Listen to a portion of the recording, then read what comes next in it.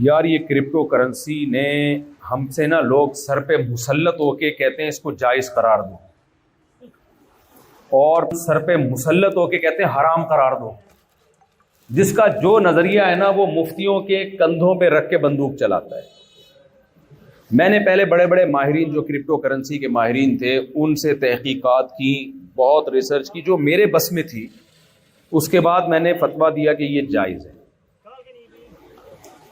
پھر ایک اور سائے یورپ سے، انہوں نے بڑی لمبی بحث ہوئی ہماری ان کے ساتھ. انہوں نے کہا آپ نے کیسے کہہ دیا کہ یہ جائز ہے؟ انہوں نے کچھ فالٹ بتائے جو بڑے جینین تھے. تو میں نے کہا میں تو بھائی اپنی جو ہماری ٹوٹی پھوٹی ریسرچ کے مطابق ہم نے بات کی تھی، تو میں نے پھر یہ نہیں کہا کہ ناجائز ہے. میں نے اس جائز والے فتوے سے رجوع کیا. کیا کیا؟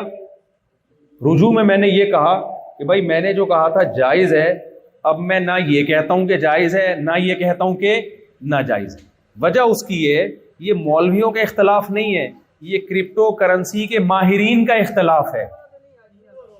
نہیں آئی میرا خیال ہے بات. دیکھو ایک مرغی یہاں پڑی ہوئی ہے، بوٹیاں اس کی بنی ہوئی ہیں. آپ مجھ سے آگے پوچھتے یہ مرغی حلال ہے کہ حرام؟ میں کہتا ہوں بھائی ہاتھ سے ذبح کی ہے تو حلال ہے، ہاتھ سے ذبح نہیں کی ہے تو حلال نہیں ہے. آپ کہتے ہو اب ہمیں کیا پتا ہاتھ سے ذبح کی ہے کہ نہیں کی. میں کہتا ہوں میں تحقیق کر کے بتاتا ہوں. میں نے 4 آدمی بلائے، چلے لگے ہوئے، 4 مہینے لگے ہوئے. میں نے کہا ہاتھ سے ذبح کی ہے؟ وہ کہہ رہے ہیں ہاتھ سے ذبح کی ہے. میں نے فتویٰ دے دیا حلال. 8 آدمی آئے، انہوں نے بولا بھائی جھوٹ بول رہے ہیں، ہاتھ سے ذبح نہیں کی ہے، مشین سے جھٹکے دے کے گلا گھونٹ کے مارا ہے. تو میں کیا کہوں گا بھائی؟ وہ بھی 4 مہینے لگا کے آئے ہوئے ہیں، وہ 8 مہینے والے کیا کہہ رہے ہیں؟ تو میں کنفیوز ہوں گا کہ نہیں ہوں گا؟ اب لوگ کہتے ہیں مولانا لوگ تحقیق نہیں. بھائی ہم جن سے تحقیق کر رہے ہیں وہ کنفیوز ہیں، وہ کہہ رہے ہیں کہ یہ گڑبڑ ہے اس کے اندر. تو اب میں بولوں گا بھائی میں اگر یہ ہاتھ سے ذبح کی ہے تو حلال ہے، ہاتھ سے ذبح نہیں کی ہے تو حلال نہیں ہے. اب کی ہے کہ نہیں کی، تمہیں جس پر اعتماد ہے تم اس کی رائے پر عمل کرو، یہی کہیں گے نا. تو یہ جو کرپٹو کرنسی کے ماہرین ہیں ان کی باتوں میں ہمیں بہت تضاد لگتا ہے. اور پھر ان میں مسئلہ یہ ہے کہ جس کا کرپٹو کرنسی کا اپنا بزنس ہے وہ ہمارے سر پہ سوار ہو کے بولتا ہے اس کو حلال قرار دو کسی بھی طریقے سے، اور جس کا اپنا بزنس نہیں ہے وہ کہتے ہیں کیسے حلال قرار دے رہے ہو آپ. اور الزام یہ مفتیوں پہ لگاتے ہیں. کمنٹس میں الزام کیا لگاتے ہیں؟ دیکھنا جب یہ مفتی لوگ خود کرپٹو کا کاروبار کریں گے تو حلال ہو جائے گا. حالانکہ یہ ہم نہیں کر رہے.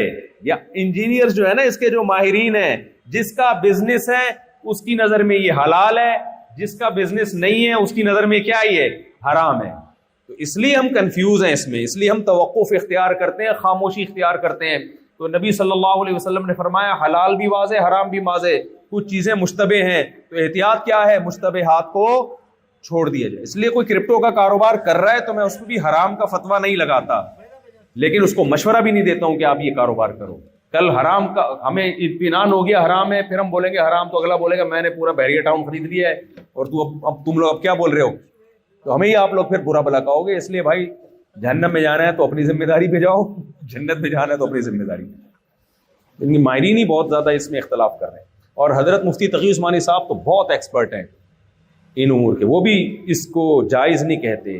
میرا خیال ہے وہ بھی توقف کرتے ہیں. ناجائز بھی شاید صاف لفظوں میں انہوں نے نہیں کہا، لیکن وہ بھی منع کرتے ہیں. ویسے بھی یہ نیچرل نہیں ہے. کرنسی برائے کرنسی تو کوئی چیز نہیں ہوتی میرے بھائی. کرنسی سے چیزیں مقصد ہوتی ہیں. کرنسی ہی آپ مقصد بنا کے اسی کو ایسٹ بنا کے اسی سے کھیلنا شروع کر دو، اس کے معیشت پہ بہرحال بہت برے اثرات پڑتے ہیں. اور میں نے کرپٹو کرنسی کے ہلے ہوئے دیکھے ہیں،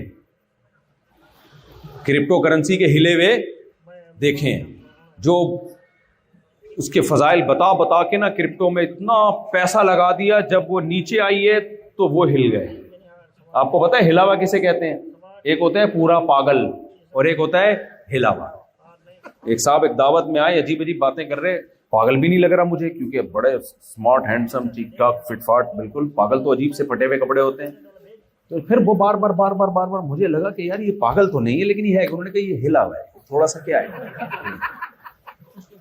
تھوڑا سا ہلا ہے. میں نے کہا کیسے ہلا؟ کس نے ہلایا؟ اس نے کہا کرپٹو کرنسی نے ہلایا. اتنا پیسہ اس نے تھوک دیا تھا، اس کے بعد وہ دھڑام سے نیچے آئی ہے تو اوپر سے تھوڑا سا کیا ہو گیا. اور پاگل تھوڑا بھی بہت ہوتا ہے، پاگل میں تھوڑا نہیں ہوتا. تو ایسا نہ ہو کہ تم بھی پھینک دو بھائی, اعتدال سے رہو.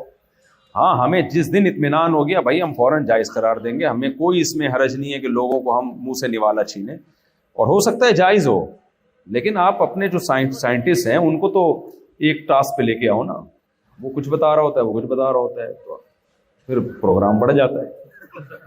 تو آپ کو جس پہ اطمینان ہو آپ اس پر عمل کر لو. آگے چلیں بھائی ڈبل اے. اگر کسی کے والد صاحب نماز کے پابند نہیں تھے اور وفات ہو چکی تھی تو ان کو ان کی وفات کے بعد کیسے فائدہ پہنچا سکتے ہیں؟ بس والد کی وفات کے بعد تو فائدہ یہی پہنچایا جا سکتا ہے ان کے لیے کثرت سے دعائیں مانگو اور صدقہ خیرات, ساری زندگی دعائیں مانگو, یہی ایک فائدہ ہے. جی آگے چلو. اگر کسی کے والد صاحب فوت ہو گئے اور ان پہ قرض تھا, لہٰذا ان کے بچوں پر کیا یہ ضروری ہے کہ ان کو قرض ادا کریں؟ ہاں, والد صاحب اگر فوت ہو گئے اور ان پہ قرض تھا تو والد صاحب نے اگر وراثت اتنی چھوڑی ہے کہ اس سے قرض ادا ہو سکتا ہے تو پھر تو وراثت میں سے قرضہ ادا کیا جائے گا. قرضہ ادا کرنے کے بعد وراثت تقسیم ہوگی اگر بچ گئی, اور اگر وراثت قرضے میں چلی گئی تو وراثت, اور اتنا قرضہ ہے کہ وراثت کافی نہیں ہو رہی تو پھر بچوں پہ الگ سے والد کا قرضہ ادا کرنا لازم نہیں. جس کا بھی قرضہ ہوتا ہے اسی کے پیسوں سے ہوتا ہے. اب ابا 1 کروڑ روپے کسی سے لیے تھے اور لے کے بھول گئے, اللہ کی طرف سے تھا انعام, انتقال کر گئے, آپ نے دیکھا ابا کا 50 کروڑ ایک جو پلاٹ ہے 50 لاکھ کا ہے بکا, 50 لاکھ آپ نے ادا کر دیے, باقی 50 لاکھ رہ گئے, تو اب شرعاً آپ پر یہ لازم نہیں ہے کہ وہ اپنی جیب سے ادا کریں. آپ وہ ابا قیامت کے دن وہ بندہ ابا سے خود ہی الجھ لے گا, سمجھتے ہو. ہاں بہتر یہ ہے کہ ابا کو مصیبت میں ڈالنے سے بچانے کے لیے مل جل کے کیا کر لو, دے دو. یہ تو ابا پر کے ساتھ حسن سلوک کا تقاضا ہے کہ دے دو ابا کی طرف سے. میں ترغیب اس لیے نہیں دیتا کہ پھر ابا بھی چوڑے ہو جاتے ہیں. ابا کہتے ہیں ٹھیک ہے لیتے رہو کھا کے مر جاؤ, صلہ رحمی کا تقاضا ہے بیٹے, خود ہی ادا کر دیں گے. تو زندگی میں یہ سمجھایا جاتا ہے نہیں ادا کرنا, جب مر جائیں تو پھر ہم کہتے ہیں یار دے دے یار ابا کی طرف سے. خاوند کس وقت حق مہر ادا کریں؟ جب بیگم کا مطالبہ ہو خاوند پر لازم ہے اس وقت حق مہر ادا کر دے.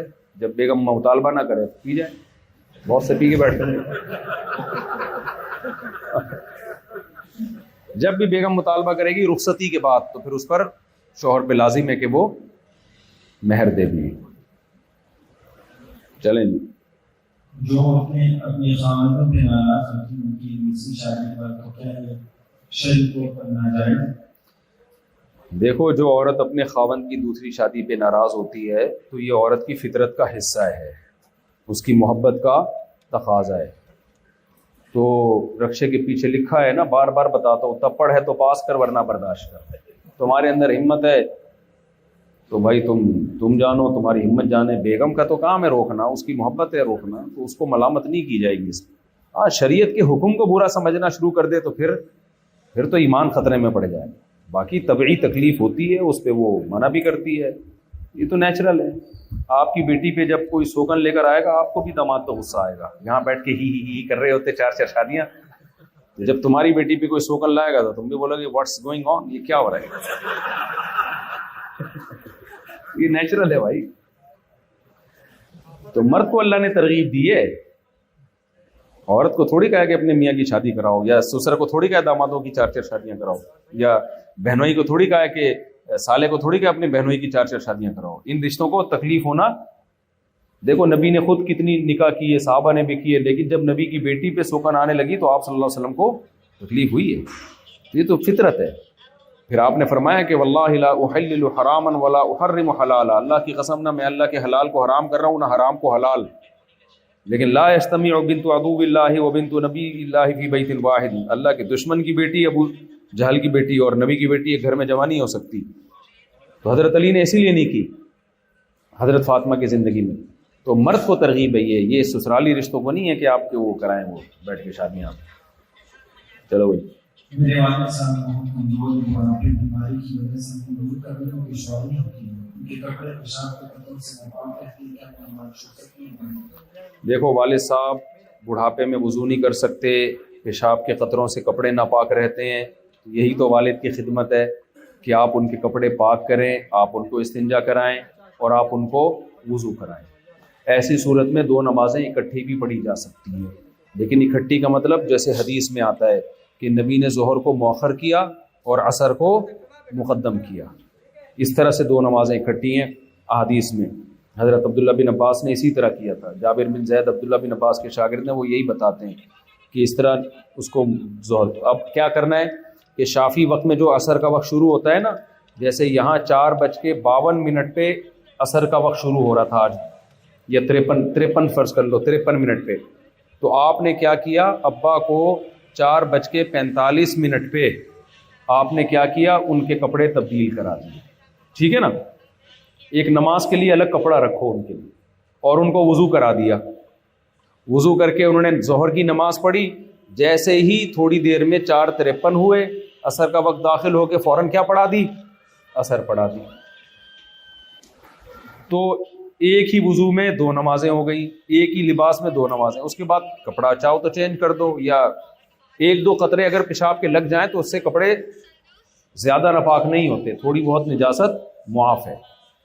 پھر مغرب میں بھی ایسے ہی کرو، مغرب کے وقت کو لے جاؤ عشاء کے قریب، آج کل تو نقشے ہیں اس میں دیکھ لو عشاء کا وقت کب داخل ہو رہا ہے، تو اس میں بھی اول وقت عشاء کا، عشاء کے بھی دو وقت ہیں، ایک جب سرخی غائب ہوتی ہے غروب آفتاب کی جگہ، اور ایک جب سفیدی غائب ہوتی ہے۔ جو سرخی غائب جو ہوتی ہے وہ وقت پہلے ہوتا ہے، نقشوں میں عام طور پہ دیر والا وقت لکھا ہوتا ہے، تو یہاں بھی اول وقت جس کو شفق احمر کہتے ہیں، تو اس وقت میں آپ نے کیا کرنا ہے، جیسے فرض کرو کہ بھائی 9:20 پہ عشاء کا وقت داخل ہو رہا ہے، تو آپ نے 9:10 پہ ابا کو وضو کرا دیا اور مغرب کی نماز پڑھا دی، تھوڑی دیر میں عشاء کا وقت داخل ہوا، ساتھ ہی کیا پڑھا دی، عشاء پڑھا دی، اور عشاء میں بھی مختصر پڑھا دو، ایسی مجبوری میں سنت موقدہ بھی چھوڑی جا سکتی ہے، تو فرض پڑھا دی اور وتر پڑھا دی، تو اس پہ اللہ آپ کو بہت اجر دے گا۔ اور اگر آپ کو کوئی کام ہے، کوئی جاب کر رہے ہو، کہیں مجبوری سے جانا ہے، تو گھر والوں کے ذمہ لگاؤ، پھر بھی نہیں ہو سکتا، کوئی نہیں گھر میں ٹائم دے پا رہے ہو، بعض دفعہ ملازمت ہوتی ہے، جانا ہوتا ہے، تو پھر یہ کہ ابا خود یہ کام نہیں کر سکتے، گھر والے کرائے، کوئی بھی نہیں کر سکتا، تو پھر جو ان سے ہو سکتا ہے وہ کر لیں بس، پھر اللہ ایسے ہی قبول کر لے گا۔ یعنی وضو خود کر لے، نہیں کر سکتے تو تیمم کا پھر کوئی ڈھیلا لا کے رکھتے ہیں، اس سے پھر وہ تیمم کر کے نماز پڑھ لیں، چلیں جی۔ لیکن نماز معاف نہیں ہے، یہ ذہن میں رکھنا، اور وقت پر ہی پڑھی جائے گی۔ ان الصلاۃ کانت علی المؤمنین کتابا موقوتا، نماز مومنین پر مقررہ اوقات میں فرض ہے۔ کوئی صحیح حدیث اس پر ثابت نہیں ہے کہ نبی نے ظہر کے وقت میں عصر کی نماز پڑھی ہے، کوئی ایک بھی صحیح حدیث اس پر نہیں ہے۔ بعض لوگ ایسا کرتے ہیں نا، اور کوئی بھی صحیح حدیث اس پر نہیں ہے کہ مغرب کا وقت داخل ہوتے ہی آپ صلی اللہ علیہ وسلم نے فوراً ساتھ میں عشاء ملا لی۔ میں نے اس پہ بڑی تحقیق کی ہے، تو اس پہ میں انشاءاللہ ایک ویڈیو بھی ریکارڈ کرواؤں گا۔